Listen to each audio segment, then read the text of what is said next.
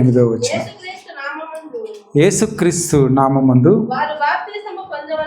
వారు బాప్తిజం పొందవలనని ఆజ్ఞాపించెను. తరువాత కొన్ని దినములు తమ యొద్ద ఉండమని వారతని వేడుకొనిది. హల్లెలూయా.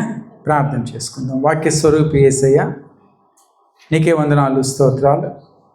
ఈ మధ్యాహ్న కాల సమయంలో తండ్రి, ఈ విధముగా నీ వాక్యము వినటానికి మీరు మాకు ఇచ్చిన సమయాన్ని బట్టి నీకు వందనాలు. అదిగో అల్పుణ్ణి అయోగ్యుని సిలువ చాటును మీరు మరుగుపరుచుకొని మీ స్వరాన్ని వినిపింపచేయమని వేడుకొంచున్నా. మీరు మాట్లాడితే మేము బ్రతకగలం తండ్రి, మా జీవితాలు కట్టబడతాయి. కాబట్టి నీ వాక్యపు వెలుగులో ఎల్లప్పుడూ మేము జీవించే భాగ్యాన్ని మాకు దయచేయండి. వాక్యం వింటున్నటువంటి బిడ్డలందరూ హృదయాలు మీరు సిద్ధపరచండి యేసయ్య. నీ వాక్యం ద్వారా మేము శక్తిని పొందుకొని అది ఫలించే కృపను మేమందరము కూడా అనుభవిస్తూ నీలో ముందుకు సాగే కృపను మీరు మాకు దయచేయమని యేసు నామమున ప్రార్థించి వేడుకొంచున్నాం తండ్రి. ఆమేన్. ఆమేన్. సరే, అపోస్తుల కార్యాలు 10వ అధ్యాయము 48వ వచనము గమనించినట్లయితే, యేసుక్రీస్తు నామమందు వారు బాప్తిజం పొందవలనని ఆజ్ఞాపించెను. తరువాత కొన్ని దినములు తమ యొద్ద ఉండమని వారతన్ని వేడుకొనిరి. ఈ యొక్క వచనం అర్థం కావాలి అంటే ఈ అధ్యాయము పూర్తిగా చదివితే మనకు అర్థమవుతుంది. ఎవరు వారికి ఆజ్ఞాపించారు, ఎవరి యొద్ద ఉండమని వేడుకుంటూ ఉన్నారు అనేవి ఈ యొక్క వచనంలో ఉన్నటువంటి ప్రశ్నలు. ఇవి మనకి అర్థం కావాలంటే మనం 9వ అధ్యాయంలోకి వెళ్ళాలి. అపోస్తుల కార్యాలు 9వ అధ్యాయంలో, దానికి ముందున్న అధ్యాయంలో పేతురు తన సేవలో యోప్పే అనే ప్రాంతంలో సీమోను అనే ఒక చర్మకారుడు, అంటే ఏంటంటే చర్మాలతో వస్తువులు తయారు చేసేవారు, లేదంటే టిపికల్గా మనం అనుకుంటే చెప్పులు కుట్టేవాళ్ళు, అది సంచులు కుట్టేవాళ్ళు చర్మాలతో. ఆ చర్మకారుని ఇంట్లో పేతురు ఉన్నాడు. ఎక్కడ ఉంది యొప్పే అంటే సమరియా ప్రాంతంలో, అంటే ప్రస్తుతం ఉన్నటువంటి గాజా అనే ప్రాంతంలో ఉన్నటువంటి ఒక పట్టణం, ఒక చిన్న ఊరు. అయితే ఆ ప్రాంతాన్ని ఆ రోజుల్లో సమరియా ప్రాంతం అని పిలిచేవాళ్ళు. సమరియా ప్రాంతము యూదులు వెళ్ళకూడనటువంటి, కలవకూడనటువంటి మనుషులు ఆ ప్రాంతము యూదులకి. అయినా కానీ పేతురు ఆ చర్మకారుని ఇంట్లో ఉన్నాడు. ఆయన పేరు సీమోను. అయితే మరొక పట్టణం గురించి మీకు ఒక ప్రస్తావన తీసుకుని రావాలి. సమరియా ప్రాంతంలో యొప్పే అనే పట్టణం ఉంటే, అదే సముద్ర తీరమున పైకి వెళ్ళినట్లయితే గలిలయ ప్రాంతంలో ఇంకొక పట్టణం ఉంది. దాని పేరు కైసరియా. దాని పేరేంటి? కైసరియా. ఈ రెండు పట్టణాలు ఇప్పుడు మనం వాక్య ధ్యానంలో మనకి బాగా సహాయం చేసేటటువంటి పట్టణాలు. ఒకటి యొప్పే, రెండో పట్టణం పేరేంటి? కైసరియా. అదే సముద్ర తీరాన పైన ప్రాంతంలో సమరియా, యూదయ, గలిలయ 3 డివిజన్స్ ఉన్నాయి. ఆ గలిలయ ప్రాంతంలో ఉన్నటువంటి పట్టణం కైసరియా. ఈ కైసరియా అనే పట్టణంలో రోమా ప్రభుత్వము, రోమా చక్రవర్తులు పరిపాలిస్తున్నటువంటి కాలము కాబట్టి ఆ కైసరియా పట్టణాన్ని రోమా చక్రవర్తులు వారి పరిపాలనకు ఆ పట్టణాన్ని వాడుకునేవారు. సముద్ర తీరంలో ఉంది. రోమీయులు రావటానికి వెళ్ళడానికి చక్కగా దగ్గరగా ఉంటుంది. కాబట్టి ఆ పట్టణంలో వారి యొక్క గవర్నమెంట్ని స్థాపించుకొని అక్కడి నుంచి కొద్ది కొద్దిగా పరిపాలన చేస్తూ ఉండేవారు. ఆ రోజుల్లో ఈ రోమా చక్రవర్తులు ఇంచుమించు యూరోప్ ప్రాంతము, ఆఫ్రికా ప్రాంతము, ఇటు ఇజ్రాయెల్ ప్రాంతంలో ఉన్నటువంటి ఈ ప్రాంతాలన్నీ కూడా వాళ్ళ ఆధీనంలోనే ఉండేవి. ఒక్కొక్క పట్టణంలో వాళ్ళ యొక్క పరిపాలన విభాగాన్ని పెట్టుకొని వాళ్ళు పరిపాలిస్తూ ఉండేవారు. అట్లాగే కైసరియా అనే పట్టణంలో ఒక ఇటలీ అనే పేరున్నటువంటి ఒక సైన్యము ఉండేది. ఆ సైన్యము యొక్క శతాధిపతి ఒక ఆయన అక్కడ ఉండేవాడు. మనకి ఈ వచనం ఎక్కడ తెలుస్తుందంటే 10వ అధ్యాయంలో మొదటి వచనంలో గమనించినట్లయితే ఇటలీ పటాలము, అంటే ఆ పటాలం పేరేంటి? ఇటలీ. దాని పేరు, ఆ ఆర్మీ పేరు. శతాధిపతి అంటే శత అంటే ఎన్ని, శత అంటే 100. శతాధిపతి ఉండేవాళ్ళు, అంటే ఆ యొక్క 100 మంది సైన్యానికి ఒక అధిపతి ఉండేవాడు. ఆ అధిపతి ఆ కైసరియా ప్రాంతంలో ఉండి అక్కడి నుంచి యూదులు ఎవరు కూడా అల్లర్లు చేయకుండా, యూదులందరూ చక్కగా వాళ్ళ యొక్క పనులు వాళ్ళు చేసుకునేటట్లు, అదేవిధంగా రోమీయులు కట్టవలసినటువంటి పనులన్నీ కూడా కట్టించుకోవడానికి అక్కడ అడ్మినిస్ట్రేషన్లో చూసుకోవటం కోసం శతాధిపతి ఉన్నాడు. ఆ శతాధిపతి పేరు దైవ గ్రంథం సెలవిస్తుంది, ఆయన పేరు కొర్నేలి. ఆయన పేరేంటి? కొర్నేలి. ఇప్పుడు 2 పట్టణాలు చూసాం. యొప్పే అనే పట్టణం చూసాం, కైసరియా అనే పట్టణం చూసాం. కైసరియా పట్టణంలో ఉన్నటువంటి శతాధిపతి రోమీయుడు, ఆయన పేరేంటి? కొర్నేలి. అయితే ఈ కొర్నేలి గురించి మనం వాక్యధ్యానం ప్రారంభించుకుంటూ వాక్యంలోకి పేతురు ఏం ప్రసంగం చేశాడు, ఎవరిని రక్షణ పొందుకోమన్నారు, ఎవరిని అక్కడ ఉండమని కోరుకున్నారు అనే విషయాలు ముగింపులో మనం ధ్యానం చేసుకుందాం. మొదటిగా మనం చూసుకోవలసినటువంటి వ్యక్తి కొర్నేలి. కొర్నేలి అనే అతను రోమీయుడు అని తెలుసు. రోమా సామ్రాజ్యం చేత ఏర్పాటు చేయబడినటువంటి ఒక శతాధిపతి. అయితే ఈయనకు కొన్ని మంచి లక్షణాలు ఉన్నాయండి. ఏంటి ఆ మంచి లక్షణాలు అంటే, అపోస్తుల కార్యములు 10వ అధ్యాయము మొదటి 2 వచనాలు చదువుకుంటే, ఇటలీ పటాలమనబడిన పటాలంలో శతాధిపతి అయిన కొర్నేలి అను, ఆయన పేరేంటి? మొట్టమొదటిగా ఏంటి లక్షణం ఏంటి? ఆయనకున్న లక్షణం భక్తిపరుడు. ఆయన పేరేంటి? కొర్నేలి. ఆయనకున్న లక్షణం ఏంటి? భక్తిపరుడు. ఎక్కడ ఉన్నాడు ఈ భక్తిపరుడు? కైసరియలో ఉన్నాడు. యొప్పే కింద ఉంది, కైసరియా పైన ఉంది. ఆ కైసరియా ప్రాంతంలో ఇప్పుడు ఈ కొర్నేలి ఉంటూ ఉన్నాడు. కానీ ఈయన మొదటిగా ఆయనకున్న మంచి లక్షణం భక్తిపరుడు. అతడు తన ఇంటి వారందరితో కూడా దేవుని యందు భయభక్తులు కలవాడే ఉండిన. రెండవదిగా ఆయనకున్న మంచి లక్షణం ఏంటంటే భయభక్తులు కలిగినటువంటి వ్యక్తి. భక్తిపరుడు, దేవుని యందు ఏమి ఉంది? ఆయనకి భయభక్తులు కలిగినటువంటి వ్యక్తి. ప్రజలకు బహుధర్మము చేయొచ్చు. అంటే ఆయన ఉన్నది రోమాలో కాదు, రోమా సామ్రాజ్యంలో కాదు. ఆయన రోమా సామ్రాజ్యంలో, రోమా పట్టణంలో కాదు, గలిలియా ప్రాంతంలో ఉన్నాడు, యూదుల మధ్య ఉన్నాడు. అయినా కానీ ఆయన యూదులందరికీ కూడా సహాయం చేసేవాడట. 3వ లక్షణం ఏం చూస్తున్నాం కొర్నేలిలో? అందరికీ కూడా ధర్మం చేసేవాడు. ఆయన మంచి వ్యక్తిగా, ధర్మం చేసే వ్యక్తిగా కనిపిస్తూ ధర్మము చేయొచ్చు, ఎల్లప్పుడూ దేవునికి ప్రార్థన చేయవాడు. మొత్తం ఎన్ని లక్షణాలు చూసుకున్నాం ఆయనలో? ఎన్ని లక్షణాలు చూసుకున్నాం? 4 లక్షణాలు. మొదటిగా ఆయన భక్తిపరుడు, రెండవది దేవుని యందు భయభక్తులు కలవాడే ఉన్నాడు, మూడవది ధర్మం చేసేవాడిగా ఉన్నాడు, నాలుగవది దేవునికి ప్రార్థన చేసేవాడిగా ఉన్నాడు. ఈ యొక్క లక్షణాలు కలిగినటువంటి ఆ వ్యక్తి ఆ యొక్క ప్రాంతంలో ఉన్నాడు శతాధిపతిగా. అయితే ఈయన లక్షణాల్లో ఒక్కొక్కటిగా చూసుకోవడానికి మనం సమయం ఉండదు, కానీ క్లుప్తంగా విశ్లేషణ చేసుకోవటానికి, వివరించడానికి నేను ప్రయత్నం చేస్తాను. అయితే ఈయన చాలా ప్రార్థనాపరుడు అని చెప్పి చివరి భాగం మనకు తెలియచేస్తూ ఉంది.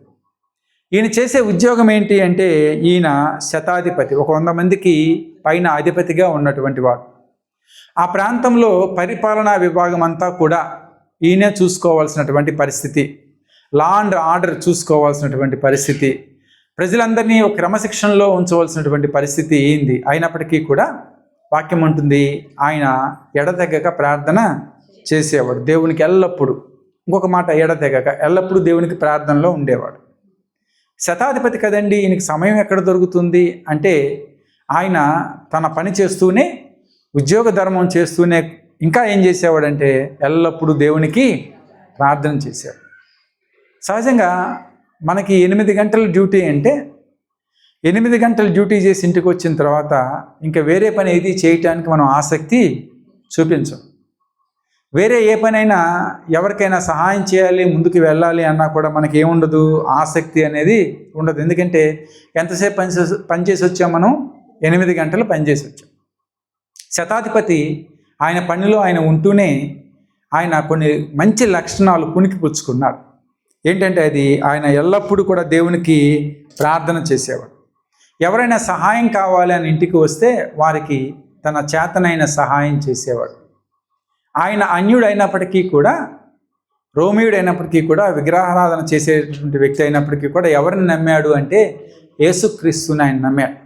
కాబట్టి ఆయన దేవుని యందు భయం కలిగి, దేవుని యందు భక్తి కలిగి ప్రార్థనలు చేస్తూ జీవిస్తూ ఉన్నటువంటి ఒక మంచి వ్యక్తి ఈ కొర్నేలి. ఇది కొర్నేలిని గురించినటువంటి క్లుప్తమైనటువంటి వివరణ. దైవ గ్రంథంలో ఇలాంటి వ్యక్తులు మనకి చాలామందినే కనపడతారు. ఎలాంటి వ్యక్తులు అంటే వారి యొక్క ఉద్యోగ ధర్మం చేసుకుంటూనే, వారి యొక్క పనులు చేసుకుంటూనే మంచి కార్యాలు చేసినటువంటి వాళ్ళు చాలామంది ఉన్నారు. మరి ముఖ్యంగా దేవునికి ప్రార్థన చేసేటటువంటి వారిని కనుక మనం గమనించినట్లయితే మొట్టమొదటిగా మనం ఎవరిని జ్ఞాపకం చేసుకోవాలంటే రాజు అయినటువంటి దావీదుని. ఎందుకంటే దావీదు రోజుకి 5 మార్లు ప్రార్థన చేసేవాడు అని చెప్పి లేఖనం సెలవిస్తూ ఉంది. మరి ముఖ్యంగా ఒక కీర్తనలో దావీదు అంటాడు కదా, 55వ కీర్తన 17వ చరణంలో, 55వ కీర్తన 17వ చరణంలో, సాయంకాలమున, ఉదయమున, మధ్యాహ్నమున నేను ధ్యానించుచు మొర్ర పెట్టుకుందును, ఆయన నా ప్రార్థన ఆలకించును అంటున్నాడు.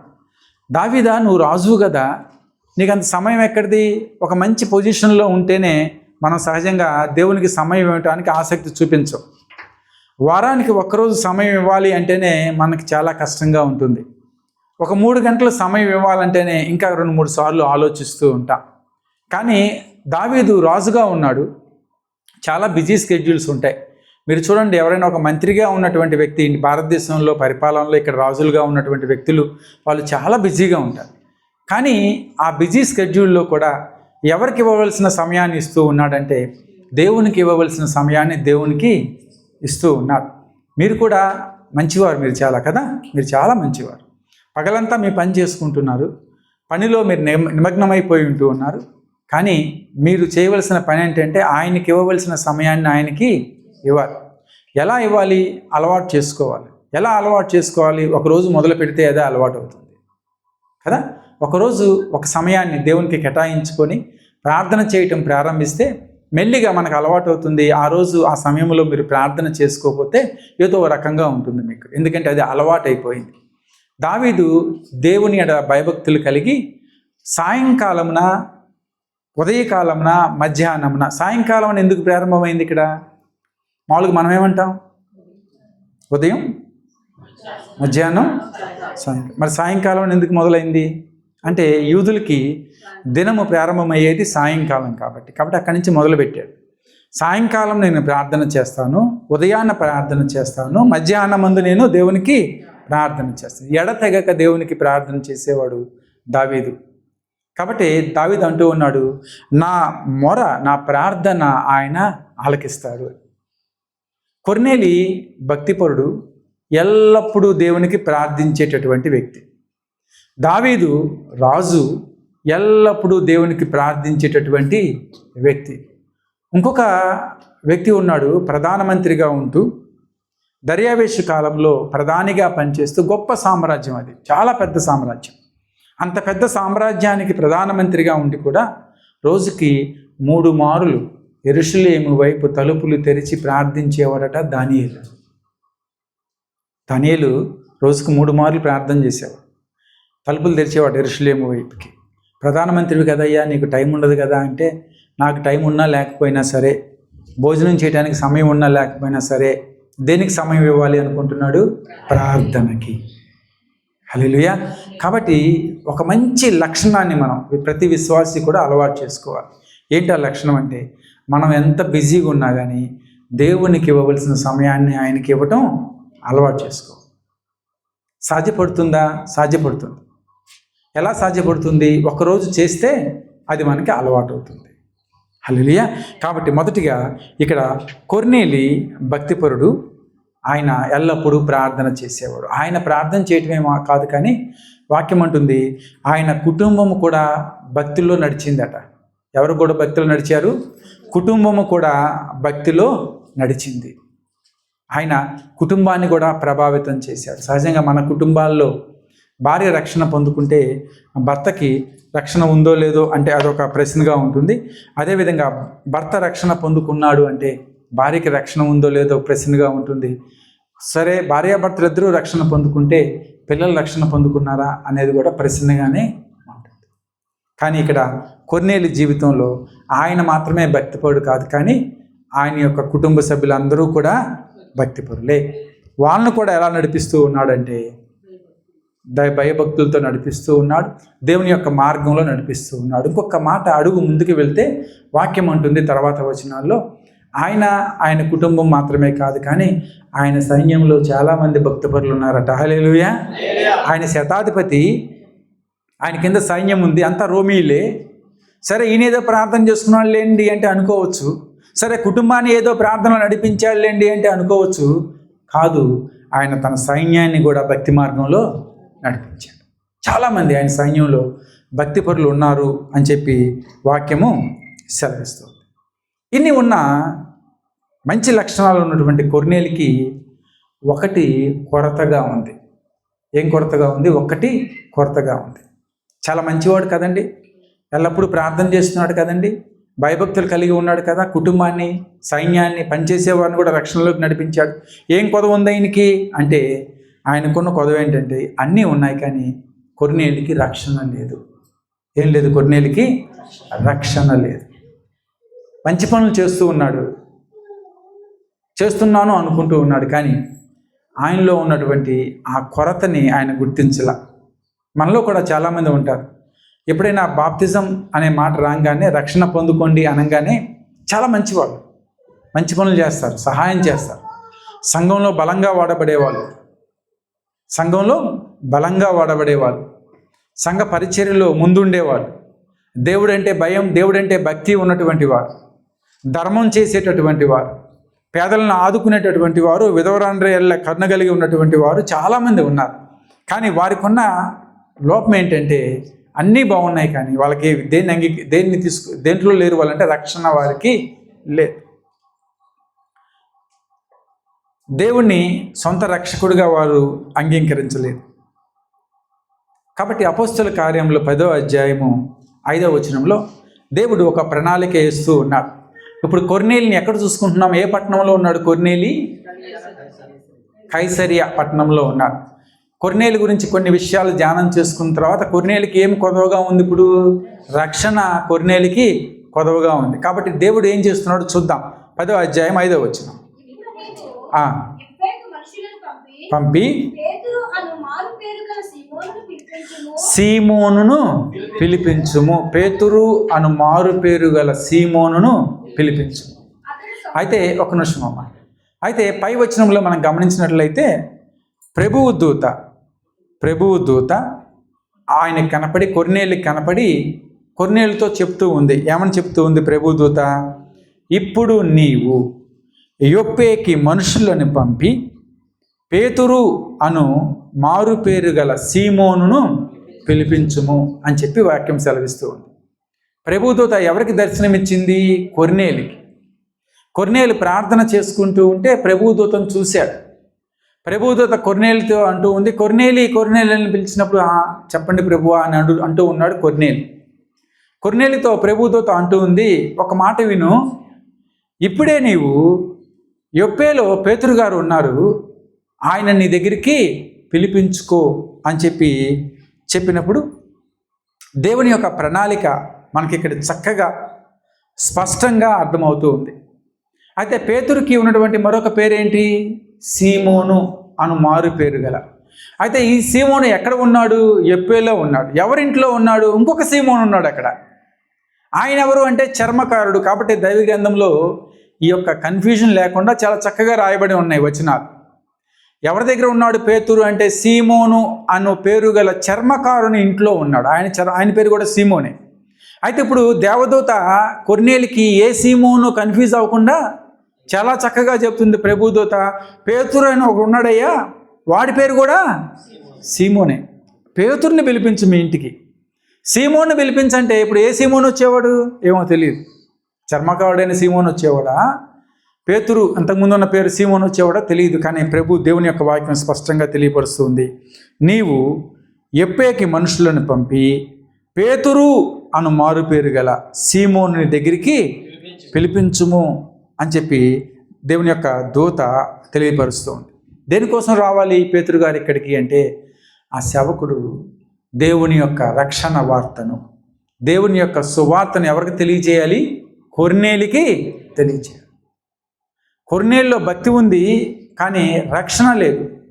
రక్షణ కొర్నేలికి రావాలి అంటే ఎవరో ఒకరు ఆ రక్షణ యొక్క సూత్రాన్ని, ఆ రక్షణకు ఉన్నటువంటి సిద్ధాంతాన్ని, ఎందుకు నువ్వు రక్షణ పొందుకోవాలనే విషయాలు తెలియచేయాలి. ఎవరు తెలియచేస్తారు? దేవుని యొక్క ప్రణాళిక ఈ ప్రార్థన చేస్తూ ఉన్నటువంటి కొర్నేలుతో అంటూ ఉంది, అదిగదిగో పలానా చోట యొప్పేలో ఒక ఆయన ఉన్నాడు, ఆయన పిలిపించుకో, ఆయన పేరు పేతురు. ఎప్పుడైతే ఈ మాట కొర్నేలి విన్నాడో ఆయన తడవు చేయల, ఆయన ఆలస్యం చేయల, ఆయన ఆలోచించల. తర్వాత వచనాల్లో చూస్తే తన సైన్యంలో ఉన్నటువంటి ఒక భక్తిపరుని 7-8 వచనాలు చదువుదామమ్మా. అతడు తన ఇంటి పనివారిలో ఇద్దరిని తన యొద్ద ఎల్లప్పుడూ కనిపెట్టుకుని ఇండు వారిలో భక్తిపరుడకు ఒక సైనికుని పిలిచి. ఇక్కడ ఒక నిమిషం. ఇప్పుడు ప్రభుదూత వెళ్ళిన పిదప వెంటనే ఏం చేశాడంటే, ఆయన కొర్నేలి తన దగ్గరగా ఉన్నటువంటి కొంత ఇద్దరు సైనికులు ఉన్నారు, వాళ్ళిద్దరూ కూడా భక్తిపరులే. వారిలో ఎక్కువ భక్తి ఉన్నవాడిని సెలెక్ట్ చేసుకున్నాడు. ఎవరు? కొర్నేలి. ఇద్దరూ భక్తిపరులే కానీ ఎక్కువగా భక్తి ఉన్న అటువంటి వ్యక్తిని సెలెక్ట్ చేసుకుని పిలిపించుకుని అంటూ ఉన్నాడు. వారికి ఈ సంగతులన్నీ వివరించి వారిని ఎక్కడికి పంపాడు? యొప్పేకి. ఎక్కడికి పంపాడంటే, యొప్పేకి వెళ్ళండి మీరు అని చెప్పి పంపించాడు. అయితే ఈ కైసరే నుంచి ఈ సైనికులందరూ కూడా యొప్పే దగ్గరికి బయలుదేరారు. అంటే కిందకి వస్తూ ఉన్నారు, పైనుంచి కైసరే నుంచి యొప్పేకి వస్తూ ఉన్నారు, సమరియా ప్రాంతంలోకి వస్తూ ఉన్నారు. ఆ సమయంలో యొప్పేలో పేతురు గారు ఎక్కడ ఉన్నారు అంటే, ఆయన సీమోను అనే చర్మకారుని ఇంట్లో ఆయన ఉంటూ ఉన్నారు. వీరందరూ కూడా అక్కడికి వచ్చారు. ఎక్కడికి? యొప్పేకి సైనికులు వచ్చారు. అయితే ఇప్పుడు పేతురు యొక్క బాధ్యత ఏంటి, పేతురు రోల్ ఏంటి ఇక్కడ అంటే, పేతురు దేవుని యొక్క వార్తను, సువార్తను చెప్పాలి. అది ఎవరు వినాలి? కొర్నేలి వినాలి. దానికి దేవుని యొక్క ప్రణాళిక ఏమిటి? దేవుడు అంటూ ఉన్నాడు, కొర్నేలి నువ్వు చాలా భక్తిపరుడు, శబాష్, కానీ నువ్వు పేతురుని పిలిపించుకో ఇంటికి అని చెప్పాడు. నువ్వు రక్షణ సువార్తను వినాలి, ఆ కార్యము మీ కుటుంబంలో జరగాలి, ఆ కార్యము మీ మధ్య జరగాలి. కాబట్టి మీకు చెప్పేవాళ్ళు ఒకరు కావాలి. ఆ చెప్పే అతనే పేతురు. ఆయన యొప్పేలో ఉన్నాడు కాబట్టి ఆయన నువ్వు వెంటనే ఇక్కడికి పిలిపించుకో.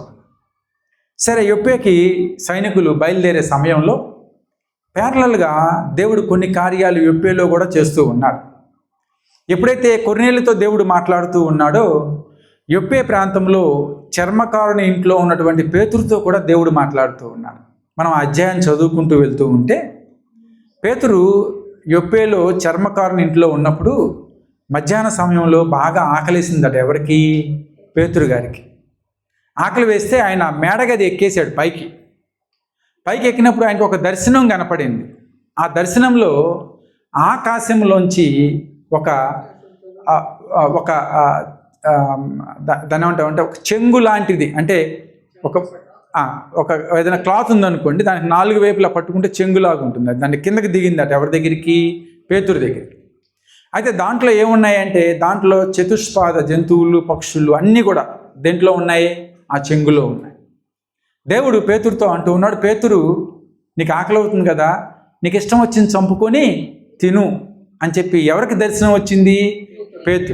పేతురు ఎక్కడ ఉన్నాడు అప్పుడు? యొప్పేలో ఉన్నాడు.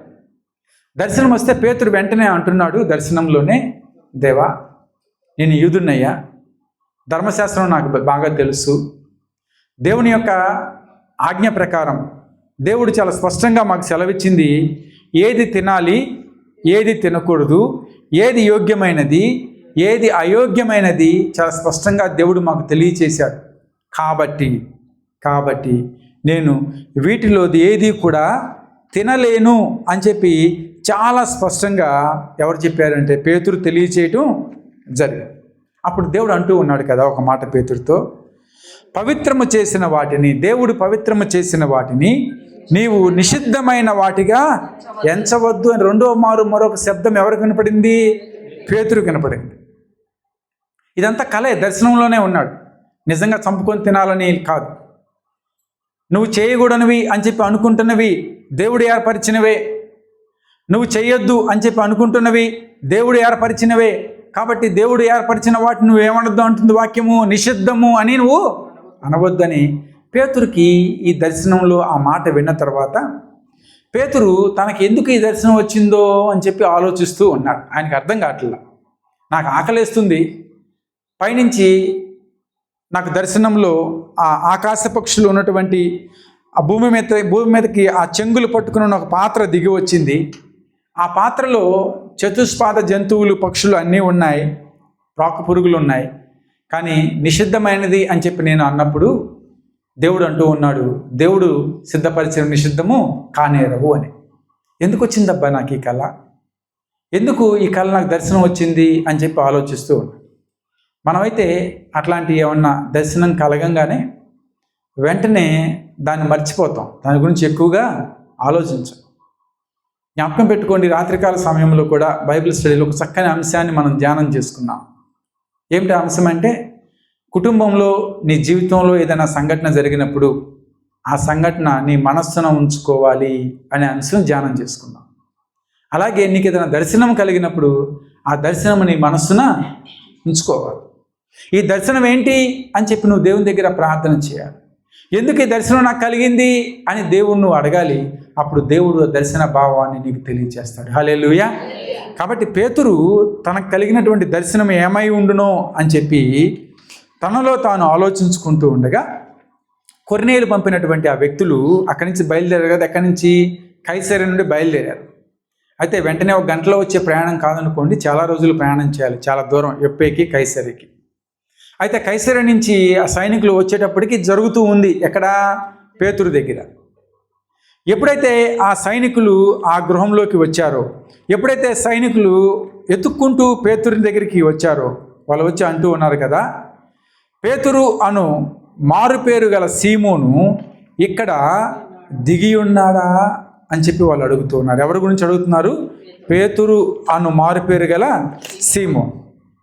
సీమోను దిగి ఉన్నారా అని చెప్పి అడిగినప్పుడు పేతురు వెంటనే అర్థమైపోయింది, దేవుడు ఏదో చేయబోతూ ఉన్నాడు కార్యం.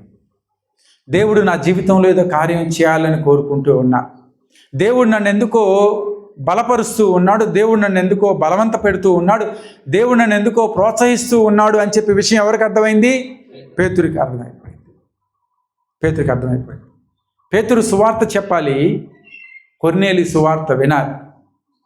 పేతురు యూదుడు, కొర్నేలి అన్యుడు. పేతురు ఎవరిని ముట్టాలి, ఎవరిని ముట్టకూడదు, ఎవరితో ఉండాలి అనే విషయాలు బాగా తెలుసు. కొర్నేలికి ఇవేమీ తెలియవు. కొర్నేలి మనుషుల్ని పంపినప్పుడు పేతురు ఆ దర్శనంలో ఆ యొక్క విషయాలు గ్రహించుకొని, ఓహో దేవుడు నాతో ఇది ఏమన్నా చెప్తాడేమో అని చెప్పి ఎదురు చూస్తూ ఉండగానే వచ్చేసారు వీళ్ళు. అయితే దేవుడు పేతురుని ప్రోత్సాహపరిచిన విధముగా ఎప్పుడైతే వాళ్ళు పేతురు దగ్గరికి వచ్చారో పేతురు వాళ్ళతో కూడా కలిసి బయలుదేరాడు. 23వ వచనం చూద్దాం ఒకసారి. 10:23. మరునాడు అతడు లేచి వారితో కూడా బయలుదేరాను. ఎక్కడికి బయలుదేరాడు? ఎప్పుడైనా కైసరకి బయలుదేరాడు. పేతురు సువార్త చెప్పాలి, ఆ సమాచారం వినాలి అనే ఆశ ఎవరికి ఉంది? కొర్నేలికి ఉంది. దేవుడు ఒక మంచి ప్రణాళిక ఏర్పాటు చేశాడు. కొర్నేలి దేవుడిచ్చిన ప్రణాళికలోంచి బయటికి రాలా. కొర్నేలి దేవుడు ఏదైతే తనకు చెప్పాడో అదే విషయాన్ని జరిగిస్తూ ఉన్నాడు. పంపించాడు మనుషుల్ని ఎవరి దగ్గరికి? పేతురు దగ్గరికి. పేతురుకి ఏం బాధ్యత ఉంది? సువార్త అందించవలసినటువంటి బాధ్యత ఎవరి మీద ఉంది? పేతురు.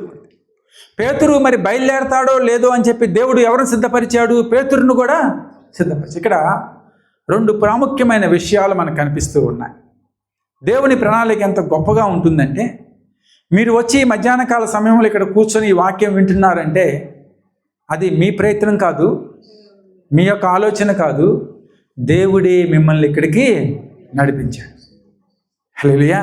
ఈ మధ్యాహ్నకాల సమయంలో నేను ఇక్కడ నిలబడి వాక్యం చెప్తున్నాను, సువార్త బోధిస్తున్నానంటే ఇదేదో నాకు కలిగినటువంటి జ్ఞానం కాదు, నా గొప్పతనం కాదు, దేవుని యొక్క ఏర్పాటు. హల్లెలూయా. పేతురుని ఏర్పరిచిన దేవుడు ఈరోజు నన్ను ఏర్పరిచాడు. కొర్నేలుని ఏర్పరిచిన దేవుడు ఈరోజు మనలందరినీ కూడా ఏర్పరిచాడు. కాబట్టి మన జీవితంలో ప్రతిదీ కూడా ఆయన యొక్క ప్రణాళిక మాత్రమే. హల్లెలూయా. ప్రతిదీ ఆయన ఏర్పరుస్తాడు, ప్రతిదీ ఆయన ఏర్పరుస్తాడు. మనం ఏం చేయాలో ఏం చేయకూడదు, ఎలా నడవాలో ఎలా నడవకూడదు, ఎప్పుడు ఏ పని చేయాలో ఎప్పుడు ఎవరితో మాట్లాడాలో ప్రతిదీ దేవుడే ఏర్పాటు చేస్తాడు. నువ్వు చేయవలసిందల్లా దేవుని వైపు చూసి ప్రార్థన చేయి చాలు. నువ్వు ఏం చేయాలి ఏం మాట్లాడాలో దేవుడే నీకు నేర్పిస్తాడు. పేతురు ఎప్పుడైతే ఈ మాటలు విన్నాడో, నేను చేయవలసిన పని ఇది అని చెప్పి తెలుసుకున్నాడు, వెంటనే ఎవరితో బయలుదేరాడు? సైనికులతో బయలుదేరాడు. ఎక్కడికి? కొర్నేలు, కైసర్కి బయలుదేరాడు, కొర్నేలు దగ్గరికి. అయితే ఇప్పుడు కొర్నేలి సైనికుల్ని పంపించిన తర్వాత ఈ సైనికులు పేతురుని తీసుకొని బయలుదేరుతూ ఉన్నారు. అయితే అక్కడ కొర్నేలి సిద్ధపాటు మనం గమనించుకోవాలి. ఎవరి సిద్ధపాటు? కొర్నేలి సిద్ధపాటు. దేనికోసం, ఎవరి కోసం ఎదురు చూస్తున్నాడు? పేతురు కోసం ఎదురు చూస్తూ ఉన్నాడు. ఆ రోజుల్లో వాట్సాప్లు లేవు కదండి, ఆ రోజుల్లో ఫోన్ లేవు కదా.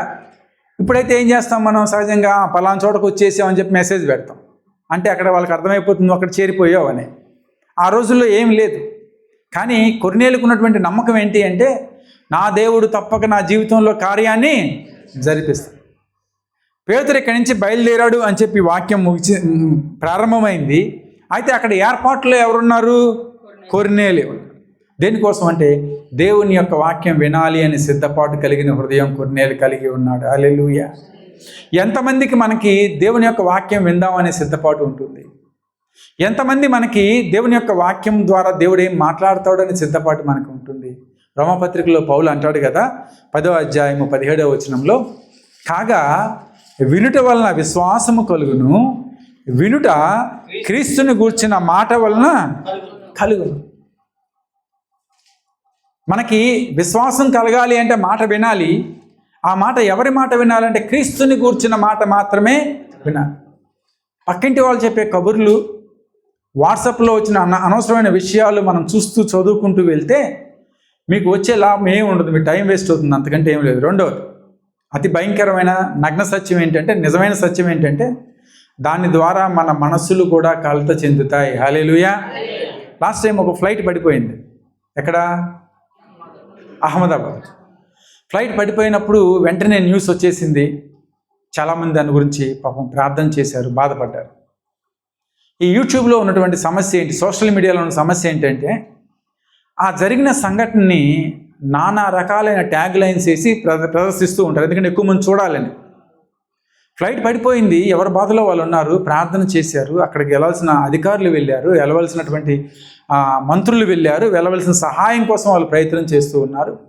ఈ సోషల్ మీడియాలో వచ్చే ట్యాగ్ లైన్స్ ఎలా ఉన్నాయంటే, ఫ్లైట్ ఎలా పడిపోయిందో తెలుసా అని ఒక ట్యాగ్ లైన్, రెండోది ఫ్లైట్ పడిన తర్వాత ఏమైందో తెలుసా అని రెండోది, మూడోది ఫ్లైట్ పట్టడానికి కారణం ఈ మధ్య ఎక్కువ కనిపించేది ఒక ముగ్గురు వ్యక్తులు అంట. ఫ్లైట్ పడిపోవడానికి కారణం ఎవరు? ముగ్గురు వ్యక్తులు. ఇప్పుడు మనకి దేంట్లో ఆసక్తి పెరుగుతుంది అంటే, ఎగ్జైట్మెంట్ ఎక్కడ వస్తుంది అంటే, ఫ్లైట్ పడిపోయిందనే ఒక సమస్య బాధ ఉంది మన హృదయంలో, అది తెలుసు. కానీ దీనికి కారణమైంది ఎవరు? ఎలా పడిపోయింది? బ్రేక్ వేసాడా? యాక్సిలేటర్ ఎక్కువ ఇచ్చాడా? ఇవన్నీ కోసం ఈ ట్యాగ్ లైన్స్ పెడితే మనం దేవుని మాట వదిలేసి ఈ ట్యాగ్ లైన్లు వెంట పరిగెడుతూ ఉన్నాం. ఏం జరుగుతుంది సోషల్ మీడియాలో ఈరోజు? చాలా ఈజీ. ఎందుకంటే ఒక 10 సంవత్సరాల ముందుకు వెళ్ళినా కానీ, 10 years బ్యాక్ అయితే ఈ సోషల్ మీడియా ఎంతగా లేదు, వాట్సాప్లు కూడా లేవు, ఏదో టెలిఫోన్ ఉండేది, ఫోన్ చేసుకునే వాళ్ళం, మాట్లాడుకునేవాళ్ళం. ఇంకా కొద్దిగా ముందుకు వెళ్తే వారానికి ఒక ఫోనే వెళ్ళేది ఇంటికి కదా. ఎంతమంది వారానికి ఒకసారి ఫోన్ చేశారు ఇక్కడ ఇంటికి? వారానికి ఒక్కరోజే, అది ₹1 కార్డ్ వేసి టెలిఫోన్ లైన్లో నుంచి ఫోన్ చేయాలి, అంతవరకే మాట్లాడాలి. పాస్టర్ గారికి నేను మాట్లాడాలంటే 99లో ఉత్తరాలు రాసేవాళ్ళం, అంతవరకే. వారానికి ఒక్కరోజు ఆ 5 నిమిషాలు ఇప్పుడు అట్లా కాదు పరిస్థితి. నేను ఎక్కడ ఉన్నానో ఆమెకు తెలియాలి, ఇప్పుడు ఎక్కడ ఉన్నానో ఆమెకి తెలియాలి.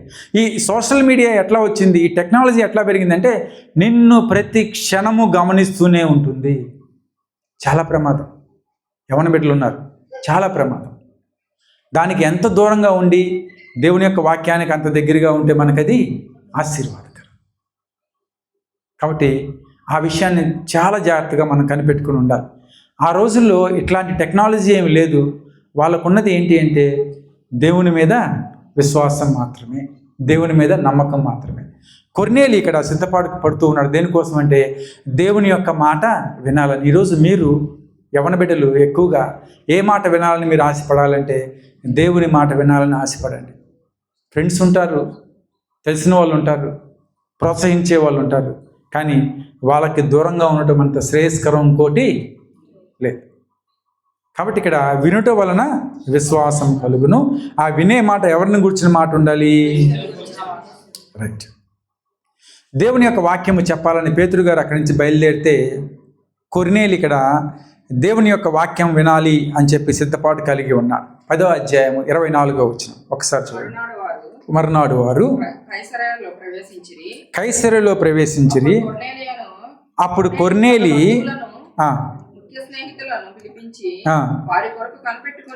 వారి కొరకు అంటే వాళ్ళు వచ్చిన తర్వాత అందరినీ పిలిచాడా?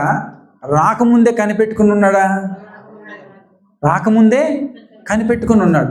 అంటే తన బంధువుల్ని, కొర్నేలి శతాధిపతి, అక్కడ తన ఫ్యామిలీ మెంబర్స్ ఉండొచ్చు కొంతమంది బంధువులు, వాళ్ళని పిలిచాడు, స్నేహితులను పిలిచాడు. మరి శతాధిపతి కాబట్టి మేబీ ఆఫీసర్స్ ఎవరు ఉంటే వాళ్ళని కూడా పిలిచాడు. వీళ్ళందరినీ ఒక గదిలో కూర్చోబెట్టేశాడు. ఎవరి కోసం? పేతురు కోసం. ఈరోజు పాస్టర్ గారు వచ్చిన తర్వాత, లేదంటే ఆ సువార్థికుడు వచ్చిన తర్వాత ఎప్పుడో వస్తాం మనం దేనికి? దేవుని యొక్క వాక్యాన్ని వినటానికి. రివర్స్ ఇదంతా. అక్కడేం జరిగింది? కొర్నేలి పేతురు వస్తాడు అని చెప్పేసి అందరు రెడీగా ఉన్నారంట. ఎక్కడ? ఆ గదిలో కూర్చొని వాక్యం అంటుంది కనిపెట్టుకొని ఉండెను అని. ఈ కనిపెట్టుకోవడం అంటే చాలా చక్కటి పదం. ఎందుకంటే ఇది కొన్ని సందర్భాల్లో వాడతాం, ఎక్కడ పడితే అక్కడ వాడడం. ప్రేయసి ప్రియుడు కోసం కనిపెట్టుకుని ఉంటుంది, ప్రియుడు ప్రేయస్ కోసం కనిపెట్టుకుని. ఎందుకు ఈ ఎగ్జాంపుల్ యవ్వన బిడ్డలు ఉన్నారు. రెండో దీనికంటే బలమైనది ఏంటంటే తల్లి బిడ్డ కోసం కనిపెట్టుకుని ఉంటుంది. ఎవరి కోసం? బిడ్డ కోసం. ఇది చాలా శక్తివంతమైన మాట. కనిపెట్టుకొని ఉండటం అంటే ఇంకా ఆమె దృష్టిలో ఏముండదు. ఎప్పుడు వస్తాడు నా కొడుకు, ఎప్పుడు వస్తాడు నా కొడుకు, ఎప్పుడు వస్తాడు నా కొడుకు. ఇదేంటి? బిడ్డ కోసం కనిపెట్టుకునేది. ఇక్కడ కొర్నేలి ఎవరినైతే పిలిచాడో వీళ్ళందరూ ఎవరి కోసం కనిపెట్టుకున్నారు? పేతురు. అందరి హృదయాల్లో ఏముంది? పేతురు ఎప్పుడు వస్తాడు, పేతురు ఎప్పుడు వస్తాడు. దేనికోసం వాళ్ళు పేతురు కోసం ఎదురు చూసింది? దేవుని యొక్క వాక్యం ఎప్పుడు విందాం, ఎప్పుడు విందాం, ఎప్పుడు విందాం అని. ఎంతమందికి ఉంది ఆశ? మళ్ళీ అలాంటి ఆశ ఉందా ఎవరికైనా? సమయం ఉన్నప్పుడే వాక్యం విందాం, సమయం లేనప్పుడు వాక్యం జోలికి వెళ్ళవద్దు. సమయం ఉంటేనే సంఘానికి వెళ్దాం, సమయం లేకపోతే సంఘానికి వెళ్ళాల్సిన అవసరం లేదు. సమయం ఉంటేనే ప్రార్థన చేద్దాం, సమయం లేకపోతే ప్రార్థన చేయాల్సిన అవసరం లేదు. సమయం ఉంటేనే మేము దేవునిలో ఉంటాం, సమయం లేకపోతే మేము దేవుని నుంచి బయటే ఉంటాం. కానీ ఇక్కడ ఒక ప్రాముఖ్యమైన విషయం మనకు కనపడేది ఏంటంటే కొర్నేలి జీవితంలో కనిపెట్టుకుని ఉన్నారట. ఎవరెవరు? బంధువులు, ముఖ్య స్నేహితులు, కొర్నేలి. ఎవరి కోసం కనిపెట్టుకుని ఉన్నారు? పేతురు కోసం కనిపెట్టుకుని ఉన్నారు. మనకు కూడా అటువంటి తృష్ణ ఉండాలి. మనం ఒక్కలమే దేవుని యొక్క వార్త వింటాం కాదు, కానీ మనకు తెలిసిన బంధువులను కూడా ఆ వార్త వినటానికి ప్రోత్సాహపరచాలి. మనకు తెలిసిన స్నేహితులను కూడా ప్రోత్సాహపరచాలి. మీలో ఫ్రెండ్స్ ఉన్న వాళ్ళు ఉన్నారా? ఎవరన్నా? మీకు ఎవరికైనా ఫ్రెండ్స్ ఉన్నారా లేరా? లేరా ఎవరికి ఫ్రెండ్స్? ఎంతమందికి ఉన్నారు ఫ్రెండ్స్? అందరికీ ఉంటారు ఫ్రెండ్స్. అయితే ఈ బంధువుల్ని, ఈ స్నేహితుల్ని ఎక్కడికి తీసుకుని రావాలి? దేవుని దగ్గర తీసుకురావాలి. ఎక్కడికి? దేవుని దగ్గరికి. అయితే దేవుని దగ్గరికి వచ్చిన తర్వాత కార్యం ఎవరు జరిగిస్తారు? దేవుడే జరిగిస్తారు. కొర్నేలి జీవితం జాగ్రత్తగా అబ్జర్వ్ చేయండి. కొర్నేలి భక్తిపరుడు, కుటుంబం భక్తిపరులు, సైనికులు కూడా భక్తిపరులే. ఎప్పుడైతే పేతురు గారిని తీసుకుని రమ్మని దేవదూత చెప్పిందో వెంటనే పేతురు కబురు పంపాడు. ఇక్కడ ఏర్పాట్లు చేసేసాడు. ఒక హాల్ బుక్ చేశాడు. హాల్లో అందరిని కూర్చోబెట్టి భోజనాలు పెడుతున్నాడు, టిఫిన్ అన్నీ పెడుతున్నాడు. దేనికోసం? కానీ వీళ్ళందరూ దేనికోసం కనిపెట్టుకుని ఉన్నారు? పేతురు కోసం. ఎప్పుడు వస్తాడా, ఎప్పుడు వస్తాడా, ఎప్పుడు వస్తాడని పేతురు కోసం కనిపెట్టుకుని ఉన్నారు. వీళ్ళు ఎదురు చూసే ఎదురు చూపులకి ఎండకాడు పడింది. పేతురు వచ్చేసాడు. ఎక్కడికి వచ్చాడు? కొర్నేలి దగ్గరికి వచ్చేసాడు. హాల్లో అందరు కూర్చుని ఉన్నారు. ఎవరి కోసం? పేతురు గారి కోసం. ఒక్కసారి పేతురు రాగానే హాల్ ఎట్లయిపోయి ఉంటుంది? అందరూ చప్పట్లు కొడతా వచ్చేసాడు పేతురు. ఇప్పుడు దాకా ఎదురు చూస్తున్నాం అనుకుని ఉంటారు. చాలాసేపు నుంచి చూస్తున్నామండి, 2 గంటలైంది, 3 గంటలైంది, 6 గంటలైంది. ఎవరు వచ్చేసారు ఇప్పుడు వాళ్ళ మధ్యలోకి? పేతురు వచ్చేసాడు. అయితే పేతురు రాగానే పేతురుకి అప్పచెప్పిన పని మొదలుపెట్టేశాడు. ఏంటి ఆ పని అంటే 23వ వచనంలో 33వ వచనం చివరి భాగం. అందుకు పేతురు నోరు తెరిచి ఇట్లా నేను ఇక నుంచి ప్రాముఖ్యమైన విషయాలు ప్రారంభమవుతాయి. పేతురు సువార్త పరిచర్య ప్రారంభిస్తూ ఉన్నాడు. పేతురు చదువు లేనటువంటి వాడు, పేతురు చేపలు పట్టేటటువంటి వాడు. ఆయనకి చేపలు పట్టడం బాగా తెలుసు, మంచి నేర్పరి. కానీ ఏం లేదు ఆయన దగ్గర, చదువు లేదు. కానీ పేతురుని చూసి ఆశ్చర్యపడిన సందర్భాలు చాలా ఉన్నాయి. దేన్ని బట్టి? పేతురు చేసే ప్రసంగాన్ని బట్టి. చూడండి, వాళ్ళకి చదువు లేదు కానీ ఎట్లాంటి ప్రసంగం చేస్తున్నాడు, దేవుని యొక్క మాటలు చెప్తున్నాడు. దాన్ని చూసి చాలా సందర్భాలు ఆశ్చర్యపోయారు. మీకు జ్ఞాపకం ఉందా? అపోస్తల కార్యాలు 2వ అధ్యాయంలో పెంతెకోస్తు దిననాడు పరిశుద్ధాత్మ దేవుడు దిగి వచ్చినప్పుడు పేతురు నిలబడి ప్రసంగం చేయగా ఎంతమంది రక్షణ పొందుకున్నారు? దగ్గర 3,000 మంది రక్షణ పొందుకున్నారు. అంత గొప్ప ప్రసంగం చేయలేనటువంటి పేతురు వాళ్ళ కళ్ళ ముందు ఉన్నాడు. హల్లెలూయా. మనకు కూడా ఒక ఎగ్జైట్మెంట్ ఉంటుంది కొన్నిసార్లు. ఏంటంటే ఎవరన్నా గొప్ప సేవకుడు ఉన్నాడు అనుకోండి, గొప్ప సేవకుడు, ఆయన మన ఎదుటికి రాగానే మనలో ఏమవుతుందో ఎగ్జైట్మెంట్ వచ్చేస్తుందా, ఇంతమందికి సువార్త చెప్పిన ఆయన ఎక్కడికి వచ్చి ఉంచున్నాడు, మన ముందు ఉంచున్నాడు. ఈ హాల్లో ఉన్న వాళ్ళ పరిస్థితి కూడా అలాగే అయింది. పేతురు కోసం కనిపెట్టుకుని ఉంటే పేతురే వచ్చేసాడు వాళ్ళ మధ్యలోకి. అయితే పేతురు రాగానే ప్రసంగం చేయడం ప్రారంభించాడు. నోరు విప్పి మాట్లాడటం మొదలు పెడుతూ అంటున్నాడు. కొన్ని విషయాలు చెప్తున్నాడు. ఒక్కొక్కటిగా మనం చదువుకుంటూ వెళ్దాం. 34వ వచనం నుంచి చూద్దాం. దేవుడు పక్షపాతి కాడు. మొదటిగా సువార్తలో అతి ప్రాముఖ్యమైనది 4-5 విషయాలు ఉన్నాయి. ఇక్కడ ఒక్కొక్కటిగా చెప్పేసి ముగించేస్తాం. అతి ప్రాముఖ్యమైనది పేతురు చెప్తున్న మాట ఏంటంటే దేవుడు పక్షపాతి కాడు. అంటే దేవుడు అందరినీ ప్రేమిస్తూ ఉన్నాడు. దేవుడికి ప్రతి ఒక్కరూ కావాలి. కాబట్టి వాక్యం కూడా అంటుంది కదా, దేవుని యొక్క ప్రేమ ముందు తారతమ్యాలు ఉండవండి. దేవుని యొక్క ప్రేమ ముందు ఈ కులం ఆ కులం అని ఉండదు. దేవుని యొక్క ప్రేమ ముందు ఈ దేశం ఆ దేశం అని ఉండదు.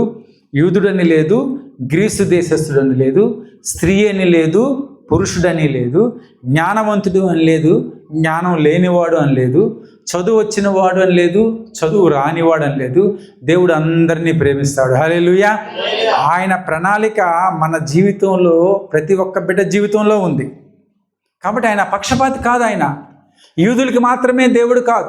పేతురు అనుకుంటూ ఉన్నాడు, నేను యూదులకి మాత్రమే పరిచర్య చేస్తూ ఉన్నాను, యూదులతోనే తింటాను, యూదులతోనే తాగుతాను, యూదుల దగ్గరికే వెళ్తానని చెప్పి అనుకున్నటువంటి పేతురు యూదేతరుడు పిలిచినప్పుడు, కొర్నేలి పిలిచినప్పుడు పరిగెత్తుకుంటూ వెళ్ళాడు. ఎందుకు వెళ్ళాడంటే దేవుడు స్పష్టంగా పేతురుకు తెలియజెప్పినటువంటి, దర్శనంలో చెప్పినటువంటి మాట ఏంటంటే, నేను ఏర్పాటు చేసినటువంటి బిడ్డలు ఎవరు కూడా నిషేధింపబడినటువంటి వారు కాదు. అందరూ సమానమే. ఎప్పుడైతే ఈ జ్ఞానాన్ని తెలుసుకున్నాడో పేతురు, వెంటనే బయలుదేరి ఎక్కడికి వెళ్ళిపోయాడు? కొర్నేలి దగ్గరికి వెళ్ళిపోయాడు. కొర్నేలి దగ్గర ముందు కూర్చున్న వాళ్ళు, పేతురు ముందు కూర్చున్న వాళ్ళు, కొర్నేలి ఏర్పాటు చేసిన వాళ్ళు అందరూ అన్యులేనండి. దాంట్లో ఎవరు కూడా యూదులు లేడు.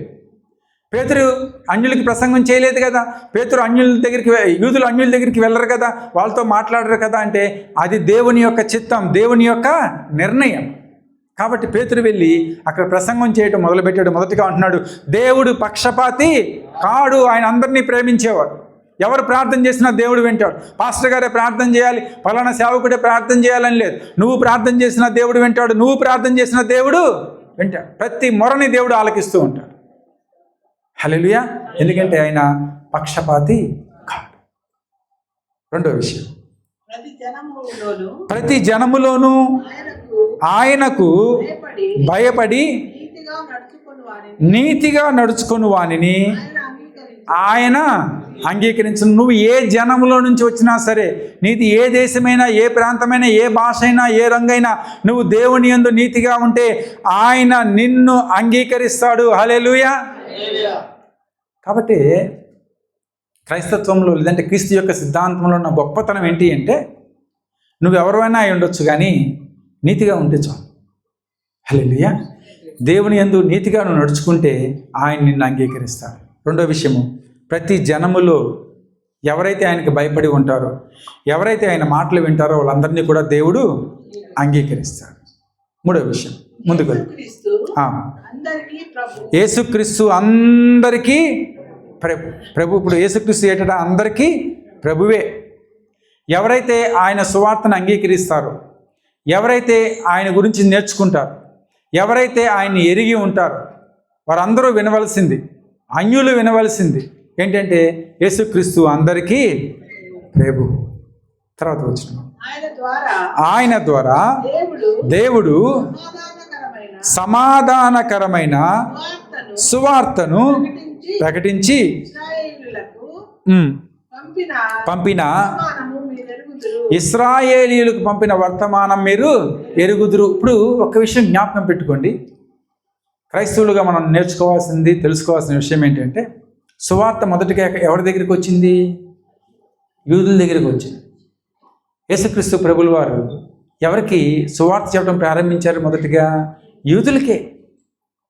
కానీ పౌలు అంటాడు ఒక సందర్భంలో, వార్త మీ దగ్గరికే వచ్చింది, ప్రభు మీ దగ్గరికే వచ్చాడు, కానీ మీరు ఆయన్ని అంగీకరించరు. కాబట్టి ఇప్పుడు వార్త ఎవరి దగ్గరికి వెళ్ళింది? అన్యుల దగ్గరికి వెళ్ళింది. ఒక అడుగు ముందుకేసి దేవుని యొక్క లేఖన భాగాలు ఏమంటున్నాయంటే ఆయన అందరికీ ప్రభువేనండి, ఆయన ఈ లోకాన్ని ఎంతగానో ప్రేమించాడండి. ప్రభులు వారు చెప్పిన మాట, దేవుడు లోకాన్ని ఎంతగానో ప్రేమించాడు. సువార్త రావటం ఇశ్రాయేలు దగ్గరికే వచ్చింది, కానీ వాళ్ళు పట్టించుకోలేదు. కాబట్టి ఎవరి దగ్గరికి వెళ్ళింది? అన్యుల దగ్గరికి వెళ్ళింది. ఇప్పుడు కడపటి వారు ఏమవుతున్నారు? ఇప్పుడు మొదటి వారు అవుతారు. ఈ మొదటి వారు చివరకు వెళ్ళిపోతూ ఉన్నారు. పేతురు అదే మాట అంటూ ఉన్నాడు, యూదుల మధ్య నీ పరిచర్య చేశాను, యూదులకు సువార్త చెప్తూ ఉన్నాను, యూదులతోనే నేను ఉన్నాను, కానీ యేసుక్రీస్తు అందరికీ ప్రభు, ఆయన ద్వారా దేవుడు సమాధానకరమైన సువార్తను ప్రకటించి ఇశ్రాయేలీయులకు పంపిన వర్తమానము మీరు కూడా ఎరుగుదురు. అదే మాట నేను చెప్పేది, ఇంకంతకంటే నేను ఎక్కువేమీ చెప్పను అని చెప్పి ఎప్పుడైతే పేతురు యొక్క ప్రసంగాన్ని మొదలుపెట్టాడు, ఎప్పుడైతే పేతురు తన యొక్క సాక్ష్యాన్ని పంచుకుంటూ ఉన్నాడు, ఎందుకంటే పేతురు ఇక్కడ చెప్పింది సువార్త మాత్రమే కాదుగా ఆయన యొక్క సాక్ష్యం పంచుకుంటూ ఉన్నాడు. ఇదిగో నేను దేవునితో పాటు ఉన్నాను, నేను క్రీస్తుతో కూడా నడిచాను, నేను క్రీస్తుతో కూడా పడుకున్నాను, నేను క్రీస్తుతో కూడా ఆహారం తిన్నాను, నేను క్రీస్తుతో కూడా నీళ్లు తాగాను, ఆయనతోనే నడిచాను, ఇదిగో నా సాక్ష్యము. ఆయన మృతి పొందాడు, ఆయన పునరుద్ధానుడై తిరిగి లేచాడు. పేతురు కూడా చూశాడు, పేతురే సాక్షి. దేవుడు తన యొక్క ప్రాణాన్ని మన కొరకు పెట్టి శిలువ మీద మరణించి ఆయన తిరిగి లేచాడు పునరుద్ధానుడై అని చెప్పి తన యొక్క సాక్ష్యం కూడా ఎవరికి చెప్తూ ఉన్నాడంటే ఆ ప్రజలందరికీ కూడా చెప్తూ ఉన్నాడు. ఎప్పుడైతే ఈ మాటలన్నీ వింటూ ఉన్నారో, ఎప్పుడైతే ఈ యొక్క సువార్తను వాళ్ళ యొక్క చెవుల్లో వేసుకుంటూ ఉన్నారు, వారి యొక్క హృదయంలోకి వెళ్తూ ఉందో అప్పుడు గొప్ప కార్యం జరిగింది. సరే, ఏం జరిగింది అంటానికి 43వ వచనం ఒకసారి చదువుకొని ముందుకు వెళ్దాం. ఆయన యందు విశ్వాసం ఉంచువాడెవడో వాడు ఆయన నామము మూలముగా పాప క్షమాపణ పొందునని ప్రవక్తలందరూ ఆయన గురించి సాక్ష్యం ఇచ్చుచున్నారు. ఆయన నామమునే రక్షణ, ఆయన నామమున పాప క్షమాపణ అని పేతురు ప్రసంగం చేస్తూ ఉన్నాడు, సువార్త చెప్తూ ఉన్నాడు. క్రీస్తు తనకున్నటువంటి అనుభవం, క్రీస్తు దేనికి వచ్చాడు ఈ లోకానికి, ఎలా శిలువ మీద ప్రాణం పెట్టాడు, ఎలా ఆయన పునరుద్ధానుడై లేచాడు, ఏ విధంగా ఆయన శిష్యులకు కనిపించాడు, ఏ విధంగా ఆయన పునరుద్ధానుడైన శక్తితో ఈ లోకంలో సంచారం చేశాడు అనే విషయాలన్నీ కూడా పేతురు చెప్పినప్పుడు అక్కడ గొప్ప కార్యం జరిగింది. ఏంటి ఆ కార్యం అంటే ఇట్లాగే వింటూ ఉన్నారు, ఇట్లాగే అందరూ కూడా వింటూ ఉన్నారు. తర్వాత వచ్చిన 44వ వచనం ఉంటుంది, పేతురు ఈ మాటలు ఇంకా చెప్పుచుండగా అతని బోధ విన్న వారందరి మీదకి పరిశుద్ధ ఆత్మ హల్లెలూయా. వాక్యం వింటూనే ఉన్నారు, వాక్యం పేతురు చెప్తూనే ఉన్నాడు, కానీ వారి మీదకి పరిశుద్ధాత్మ దేవుడు దిగి వచ్చాడు. హల్లెలూయా. గొప్పతనం ఏంటంటే ఇక్కడ ఎంతమంది అయితే వాళ్ళ యొక్క హృదయంలో దేవుని యొక్క వాక్యాన్ని అంగీకరిస్తూ ఉంటారో, ఎంతమంది అయితే దేవుని యొక్క వాక్యం కొరకు హృదయాన్ని సిద్ధపరచుకొని ఉంటారో, ఈ ప్రసంగికులు చెప్పే మాటలు, సువార్థికులు చెప్పే మాటలు వాళ్ళ హృదయంలోకి వెళ్ళినప్పుడు ఎవరి కార్యం జరిగిస్తారంటే పరిశుద్ధాత్మ దేవుడు కార్యాన్ని జరిగిస్తాడు. పేతురు మాట్లాడుతూనే ఉన్నాడు, వారి మీదకి ఏం వచ్చిందని వాక్యం ఉంటుందంటే పరిశుద్ధాత్మ దిగి వచ్చింది అని వాక్యం సెలవిస్తుంది. హల్లెలూయా. వీరందరికీ ఆశ్చర్యం వేసింది. ఎవరికి? పేతురుకి, పేతురుతో పాటు ఉన్నటువంటి వారికి. ఎవరున్నారు పేతురుతో పాటు అంటే యొప్పే నుంచి ఎప్పుడైతే బయలుదేరాడో పేతురు గారు ఒక్కడే రాలా, ఆయన తనకు తెలిసినటువంటి కొంతమంది యూదులను కూడా వెంట పెట్టుకుని వచ్చాడు. ఇప్పుడు ఒక్క 5 minutes కొద్దిగా కూర్చోండి, 5 నిమిషాలు అయిపోతుంది. క్లోజింగ్లో మనం అయితే పేతురుతో పాటు ఎవరెవరు వచ్చారు? కొంతమంది యూదులు కూడా రావటం జరిగింది. యూదులు వచ్చారు. వాళ్ళందరూ చూశారు, వీళ్ళంతా అన్యులండి, వీళ్ళెవరు మనవాళ్ళు కాదు అంటూ ఉన్నారు. పేతురు ప్రసంగం చేసేటప్పుడు వాళ్ళు వెనకాల నుంచొని చూస్తూ ఉన్నారు, ఏం జరుగుతుందో, పేతురు గారు ఏం చెప్తారని. పేతురు ప్రసంగం చేస్తూ ఉన్నప్పుడు పరిశుద్ధాత్మ వాళ్ళ మీదకి దిగిరాగానే యూదులకి భయం కలిగింది, యూదులకి ఆశ్చర్యం కలిగింది, యూదులకి ఇదేంటి అనే ఒక గొప్ప అనుభూతి వాళ్ళందరూ కూడా పొందుకున్నారు. ఎందుకంటే వాళ్ళు అప్పుడు దాకా అన్యుల మీదకి పరిశుద్ధాత్మ రావడం చూడాల. మేడగదిలో అపోస్తులు ప్రార్థన చేస్తూ ఉన్నప్పుడు 120 మంది మీద పరిశుద్ధాత్మ దిగి వచ్చినప్పుడు పేతురుకి అనుభవం ఉంది. పేతురు ఆ అనుభవాన్ని పొందుకున్నాడు. ఇక్కడ పేతురు సువార్త చెప్తూ ఉంటే ఆ మాటలు ఇంకనూ ఆలకిస్తూ ఉండగా, ఆ మాటలు ఇంకనూ వింటూ ఉండగా పరిశుద్ధాత్మ దేవుడు వారి మీదకి దిగి వచ్చాడు. తర్వాత వచ్చిన 45వ వచనం అంటుంది, పేతురుతో కూడా వచ్చిన విశ్వాసులందరూ పరిశుద్ధాత్మ వరము అన్యజనుల మీద సైతము కుమ్మరింపబడుట చూచి విభ్రాంతి నొందిరి. ఏలైనగా భాషలతో మాట్లాడుచు దేవుణ్ణి గణపరుచుచుండగా విన్నారంట. పరిశుద్ధాత్మ దేవుడు వారి మీదకి దిగిరావటం విభ్రాంతి అంటుంది వాక్యం. ఏంటది? విభ్రాంతి, సర్ప్రైజ్, షాకింగ్. ఒక్కసారి వాళ్ళు సడన్గా స్టన్ అయిపోయారు, అంతే ఆగిపోయారు. ఇదేంటి అన్యుల మీదకి పరిశుద్ధాత్మ దిగి రావటం, వాళ్ళు భాషలతో ఇదేంటి అన్యుల మీదకి భాషలు దిగి రావటం అంటే దేవుడు పక్షపాతి కాడు. హల్లెలూయా. మనందరి మీద ఆయన పరిశుద్ధాత్మ ఉంచే దేవుడే ఉన్నాడు, మనందరినీ బలపరిచే దేవుడే ఉన్నాడు. ఎంతమంది అయితే ఆయన వాక్యాన్ని అంగీకరిస్తారో, ఎంతమంది అయితే మీ హృదయాన్ని వాక్యం కోసం తెరిచిపెట్టుకుంటారో, ఎంతమంది అయితే ఆ వాక్యము కోసము ఆయన యొక్క మాటల కోసం సిద్ధపాటు కలిగి ఉంటారో, మిమ్మల్ని అందరినీ కూడా దేవుడు పరిశుద్ధాత్మతో నింపుతాడు. హల్లెలూయా. ఈ యొక్క గొప్ప సంఘటన చూసిన తర్వాత పేతురుకు కూడా ఒక మంచి ఆలోచన వచ్చింది. ఏంటంటే పరిశుద్ధాత్మ దేవుడు కార్యం జరిగించాడు, అన్ని భాషలతో వీళ్ళు మాట్లాడుతూ ఉన్నారు. ఇంకా నెక్స్ట్ జరగాల్సిన కార్యక్రమం ఏంటి? ఇప్పుడు ఈ గుంపులో ఎవరు కూడా ఉన్నారు? కొర్నేలి ఉన్నాడు, కొర్నేలి బంధువులు ఉన్నారు, కొర్నేలి స్నేహితులు ఉన్నారు, అందరూ ఉన్నారు. పేతురు అంటూ ఉన్నాడు కొనసాగింపుగా 47వ వచనంలో, అందుకు పేతురు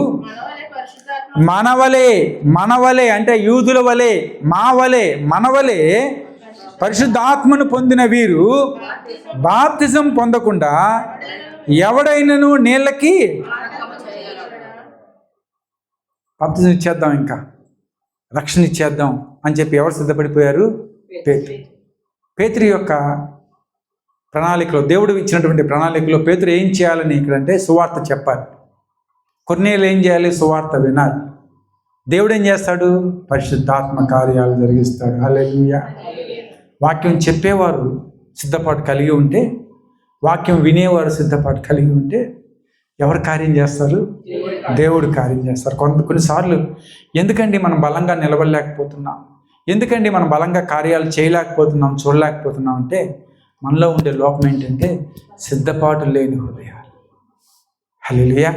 ఎప్పుడైతే నువ్వు సిద్ధపాటు కలిగి వస్తావో ఆరాధనకి, ఎప్పుడైతే సిద్ధపాటు కలిగి ప్రార్థనలో ఉంటావో, ఎప్పుడైతే సిద్ధపాటు కలిగి వాక్య ధ్యానంలో ఉంటావో, ఎప్పుడైతే సిద్ధపాటు కలిగి దేవుని కొరకు ఎదురు చూస్తూ ఉంటావో పరిశుద్ధాత్మ దేవుడు తప్పక కార్యాలు జరిగిస్తాడు.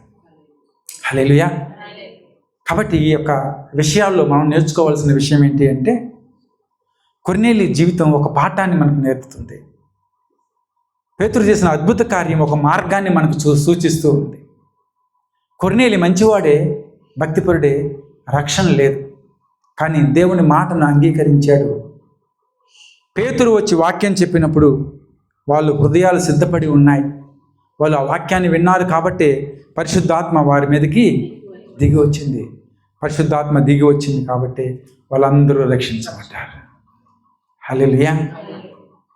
కాబట్టి మనం చదువుకున్నటువంటి మూలవాక్యము 48వ వచనము, యేసుక్రీస్తు నామమందు వారు బాప్తిజం పొందవలనని ఎవరు ఆజ్ఞాపించారు? పేతురుగా.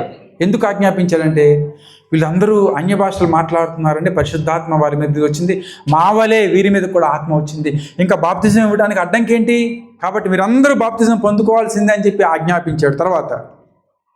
తర్వాత కొన్ని దినములు తమ యొద్ద ఉండమని వారు అతన్ని, పేతురు గారు మేము అన్యులు అండి, కానీ ఏదో కొన్ని రోజులు ఉండాలండి బాబయ్య అని చెప్పి ఎవరిని అడుగుతున్నారు?